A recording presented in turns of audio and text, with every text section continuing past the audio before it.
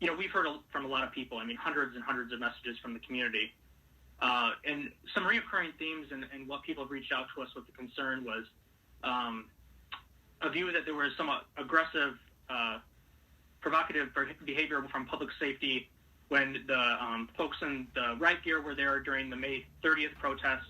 But also, I would say close second in terms of people with concern was the Chairgassing of the individuals that seemed to be in a stance of, a surrender stance, if you will, either on their knees or laying on their stomachs.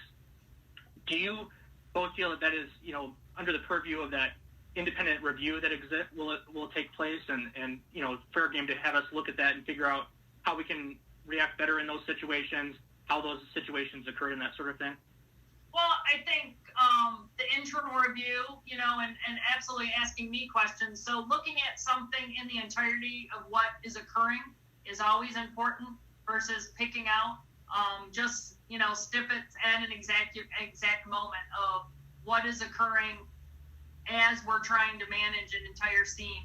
So I think the independent review will cover some of that, as well as, just walking through why did we make the decisions we made with the information we had at the time. We all look back and look at things and try to walk through it in our minds of why did I make the decision with the information I had at hand. And these were very tough decisions. They were very complex decisions. They were high-level decisions, and it was my responsibility to make those decisions based on everything that I had. And I wasn't making those in a vacuum.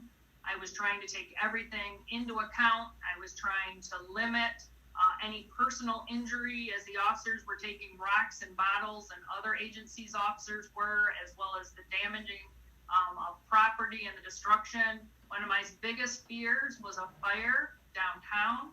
It's very difficult to conduct fire suppression in that area. So all these factors came in, and these weren't flippant decisions. They weren't easy decisions. They were based on a lot of different factors that we had to make those, and they weren't easy. I never wanted to create an environment where people were scared of the officers because of what they were wearing or the tools that they had to use. That was never our goal. We wanted to maintain and restore order that Monday night.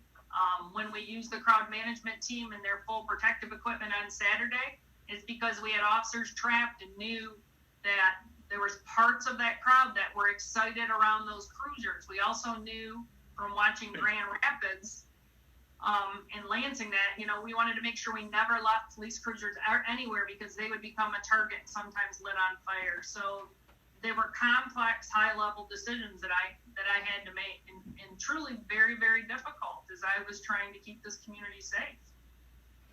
Sure. Kind of piggybacking off, I know, again, that's a very difficult decision to make about trying to remove the vehicles, not knowing where they were placed, but just kind of curious about, getting your views, knowing that people on the ground, that it was very traumatizing to see those individuals, was very, for a situation already kind of at a tipping point, could have very well put us over the edge. And I just wanted to kind of get your thoughts on that. Well, I think as you look at it, we did weigh that. So those officers were at an undisclosed location for 13 hours. We hoped we never would have to use the crowd management team in that protective equipment. But when I had 2 vehicles and 3 officers trapped in those vehicles asking for us to get them out of that location, I had to use the tools at hand. I could not send any more of my officers that were dressed in the duty uniform of the day. We had them ready. I had to use the tool that we had at hand, and I did not mean to escalate that. We used them for the shortest amount of time possible. Once they got out, they got surrounded. Once we got those vehicles out, 12 minutes, 27 seconds, and we took that tool away. And I agree that had we kept them there and then created a line of, no one's going past that line, that would have definitely escalated the situation. I think leaving, if we could have got the officers out and left the cruisers there, that might have escalated the situation. The vast majority of the folks that were there at that Saturday protest were peaceful protesters. we have some folks that had surrounded those cruisers that were taking pleasure in having surrounded those cruisers, and we're very vocal about that. And those vocal folks in that negative manner can get a lot of people to jump on that bandwagon. So the sooner that we could get them out, the sooner we can move back out of the area. And I think when I spoke to Commission 2 weeks ago, we wanted to stay in the background. We wanted to close down streets. We wanted to make sure that protests and march could happen in a very safe manner. Sure. Now that you've had a chance to review footage, kind of take a step back and look at things, do you have a better sense in terms of like what that makeup looked like in terms of, was it outside folks? Was it predominantly our local residents? You mentioned a little bit about Benton Harbor and Chicago, that there might have been individuals from those communities here. Yeah. So I would say it was a combination. Of we know for sure a couple from Chicago and a couple from Benton Harbor, but there was a lot of folks here in Kalamazoo that were also participating. And I think what drove more people from Kalamazoo was that constant Facebook live streams asking people to come out and come out immediately. So that increased our crowds dramatically when we were out, totally outnumbered in the number of vehicles. You know, those were local. Now, ones that came in to start it, we know we had some from outlying areas, but it was definitely a combination of circumstances, of events, of people, of reasons for being down there. Not everybody down there wanted to destroy, wanted to loot, wanted to assault the officers with bottles and rocks and break out the cruiser windows. Some just wanted to see what was going on, and in some parts of the crowd was like a party, and some parts of the crowd were destructive, and there was a lot of chaotic things going on at once. Sure.